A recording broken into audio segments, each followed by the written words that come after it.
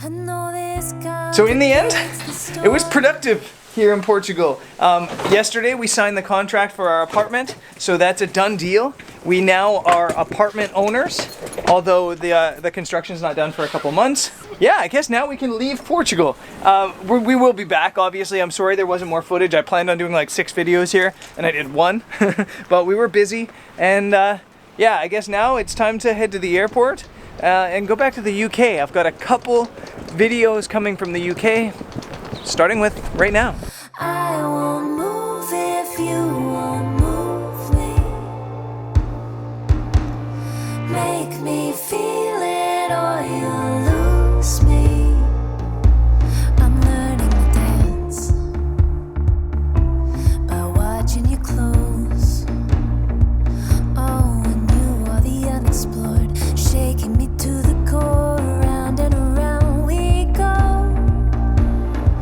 And I know this complicates the story we've told a million times. You barely know me, and I was doing fine, but it was boring without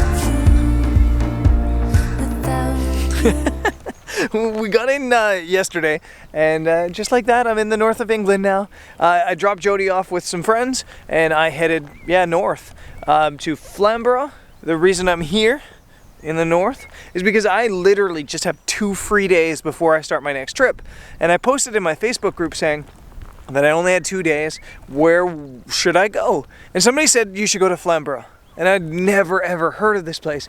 So I Googled it, and the first picture that showed up was a puffin. And you guys might know that I have never ever seen nor photographed a puffin before. So I was like, I gotta go. And so I jumped in the car and drove like 6 hours north through like terrible motorway traffic, construction, holiday traffic. It was just a long day.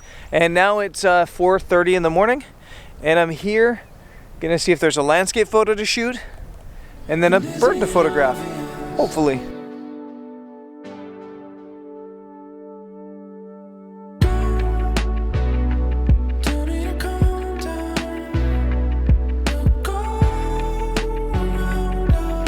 Listen to the squawking in the background.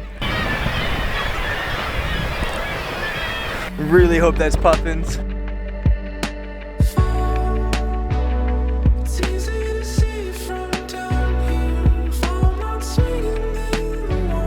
So I've been walking along the cliff edges, listening to these squawking birds, hoping they're puffins, realizing they're probably not. But I did find this. There's like a really cool landscape here. It's got these white cliffs. There's like an arch out that way. It's a little bit messy looking, but you know, as an appetizer to hopefully some puffins, I think it could make an okay seascape. So yeah, I'm gonna get the camera out.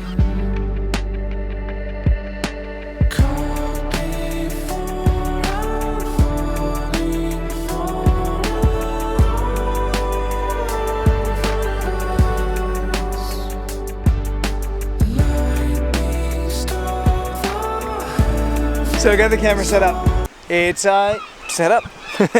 And it's gonna take a miracle for this photo to look really good. Just because, yeah, there's no light this morning. It's really cloudy, and there's not a whole lot of definition in the cloud. There's not a whole lot of drama in the cloud either. So it's gonna take a minor miracle, but there's still about 5-10 minutes until sunrise. I will tell you what I'm doing. I've just got the camera basically set up so it's breaking rules of composition. I know a lot of people kind of get caught up in the idea that everything needs to follow the rules of composition, but I think there's one rule of composition that's most often forgotten, and that's the rule of does it look cool? This arch, which is probably the most prominent feature of the image, is right smack dab in the middle of the frame. And generally you take the subject and you put it slightly off to the thirds mark of the image or something like that. But if it looks best right in the middle of the frame, just go ahead and do that. It's totally fine. I've got the 16-35 on, and I've got a 3-stop hard grad ND to try to balance the light a little bit in the sky. And then it's just f11 in about 10 seconds. And like I said, it's gonna take a little bit of a miracle with the light to make it look really good, but I'll share with you guys what I've come up with regardless.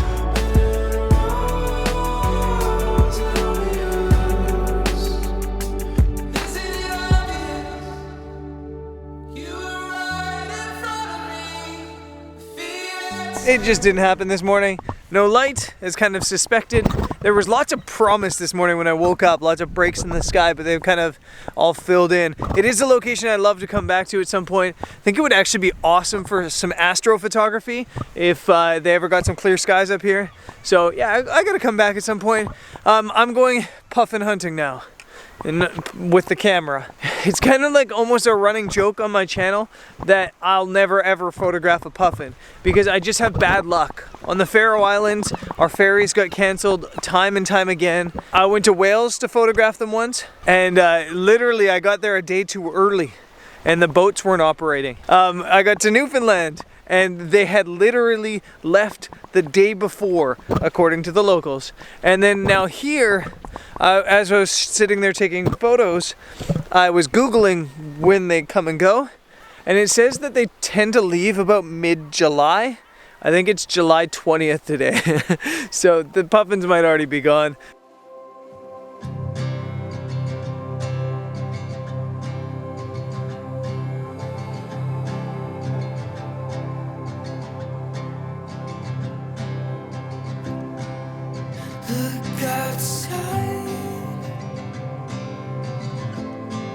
So I wasn't having any luck down that way, so I've driven up to Bempton Cliffs, which is just about 10 minutes away. There's a seabird center here. I figure if there's a seabird center, maybe there's puffins.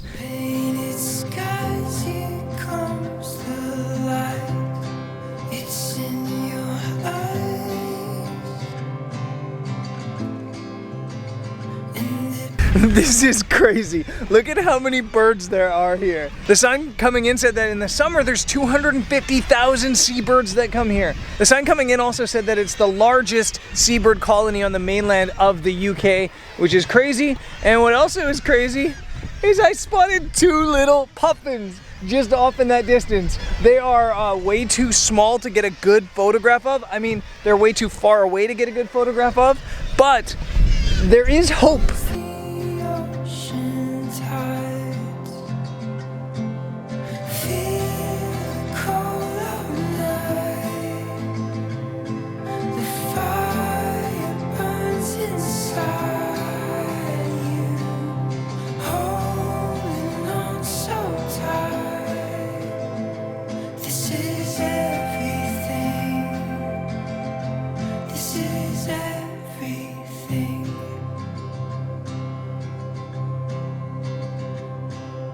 Still no puffin photos, but I'm not complaining because of this. This is just unreal. It's like I had no idea there was something like this here. Not only from like the perspective of there's literally 100,000 seabirds flying off these cliffs right now, but just the sheer scale of these cliffs and this mood, it's like almost a little bit overwhelming. It is so cool. And I want you guys to look at the crowds here because it's the middle of July and it's early, but there's not a single person here. This place is incredible, and I probably should have come here to shoot at sunrise. This is a much more impressive landscape than what I was photographing. I didn't know that then. But man, yeah, this is just unbelievable, and I'm at the point where I don't care if I photograph a puffin, but there's one flying with fish. I would have liked to photograph that.